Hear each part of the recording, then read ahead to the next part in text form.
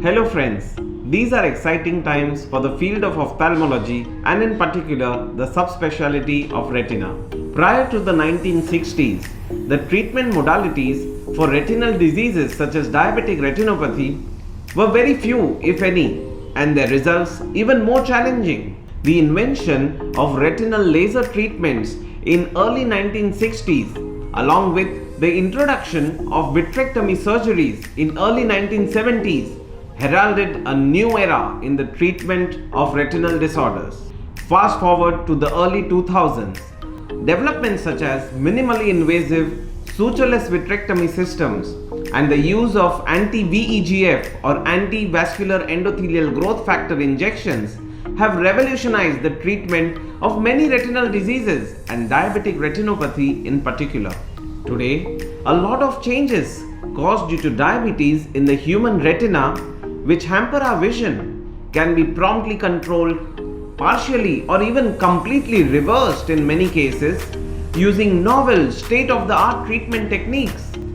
Friends, in today's episode, we are going to discuss the various treatment options that are available for the management of diabetic retinopathy.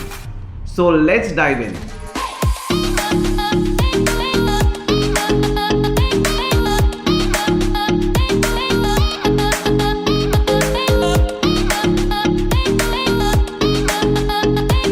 Hello friends, I am Dr. Bhavin Shah.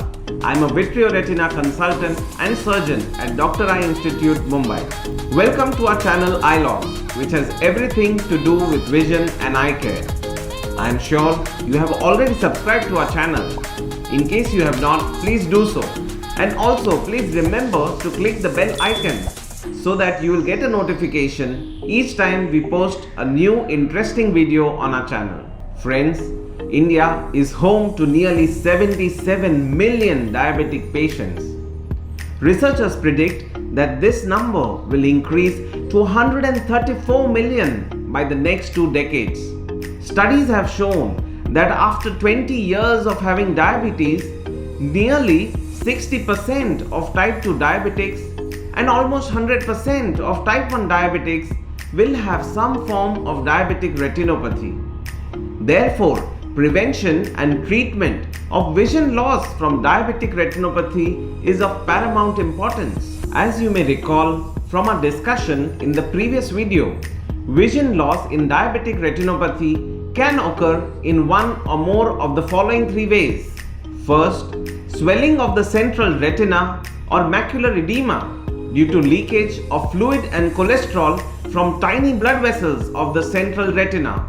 Second, sudden severe bleeding or hemorrhage in the vitreous gel of the eye called vitreous hemorrhage, which occurs due to bleeding from friable new blood vessels which grow on the surface of the retina in advanced diabetic retinopathy. And last but not the least, displacement of the retina from its position due to contraction of the fibrous scaffold supporting the new blood vessels in advanced diabetic retinopathy. This is called as tractional retinal detachment. Therefore, treatments in diabetic retinopathy are designed to control and reverse the above changes which affect our vision. First, systemic metabolic control.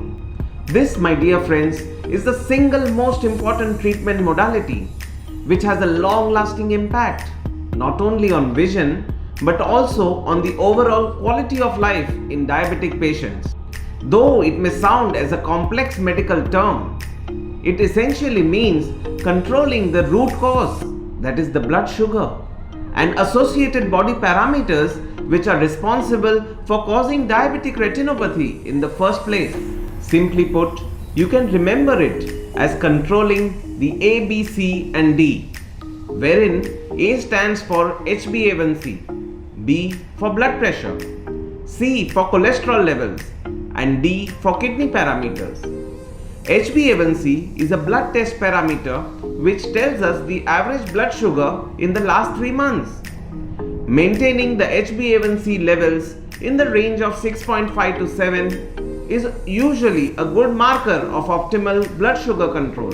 Similarly, adequate control of blood pressure, blood cholesterol and other lipid levels also has a positive effect on the progression of diabetic retinopathy.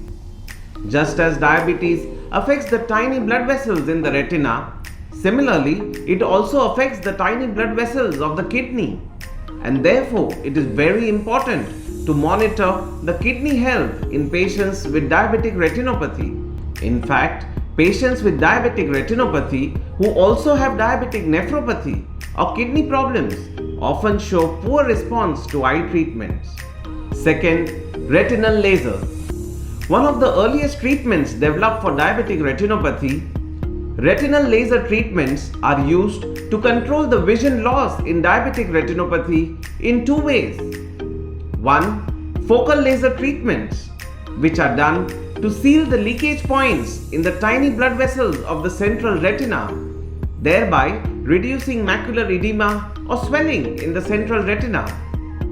And second, pan-retinal laser treatments, which are done to shrink the new blood vessels which cause bleeding or hemorrhage in the vitreous gel. These are often performed in 2 to 3 sittings. Modern retinal laser treatments are completely painless, performed as an outpatient procedure. That means do not require an operation theatre. Done under topical anesthesia, that is, require only installation of anesthetic eye drops. Typically require only 10 to 15 minutes per session. A multi-spot laser machine can finish the job even faster. They can be performed in both eyes at the same sitting if required. And finally, do not require any prolonged rest or absence from work post-treatment. Third, intravitreal injections. These are highly specialized medicines which are injected directly inside the eye, more specifically in the vitreous gel of the eye. Broadly, these medicines are either anti-VEGF agents, that is, highly specialized medicines directed against a chemical called vascular endothelial growth factor, which is the main culprit in diabetic retinopathy, or steroids used alone or in combination with laser treatment. These injections often cause a decrease in the macular edema or the swelling of the central retina due to diabetes, and also result in an improvement in the patient's vision. Additionally, they also cause shrinkage of the new blood vessels which grow on the surface of the retina and cause bleeding or hemorrhage in advanced diabetic retinopathy. These injections have revolutionized the treatment of diabetic retinopathy, and in fact, they are the first choice of treatment in many patients having vision loss due to diabetic retinopathy. Intravitreal injections are relatively painless, injected through a very fine needle which is only about 0.3 millimeters in diameter, often performed under topical anesthesia through installation of anesthetic eye drops, require only a couple of minutes for the actual procedure, often performed in an operation theatre under sterile conditions, allow for a faster recovery without any need for prolonged rest or absence from work. Since these injections have an effect for a finite period, they may need to be repeated one or more times. And finally, vitrectomy surgery. Sometimes severe bleeding or hemorrhage, which is not controlled by lasers or injections, may require a surgery to remove the blood clot from the eye along with the vitreous gel. This surgery is called as vitrectomy. Similarly, retinal detachment or displacement of the retina from its position in advanced diabetic retinopathy may also require a surgery to remove all the traction or pull on the retina and to place it back in its original position. The surgery is performed via 3 very tiny openings which are made in the sclera or the white part of the eye. The openings or cuts are only about 0.5 to 0.7 millimeters in size and therefore do not require any stitches.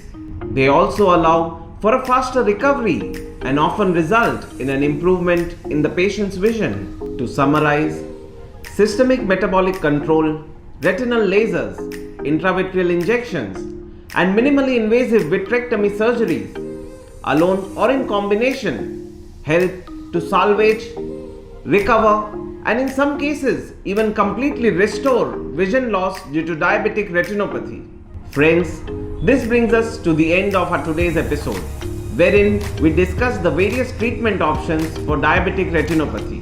Please stay tuned to our channel for more such informative videos and spread the word amongst family and friends.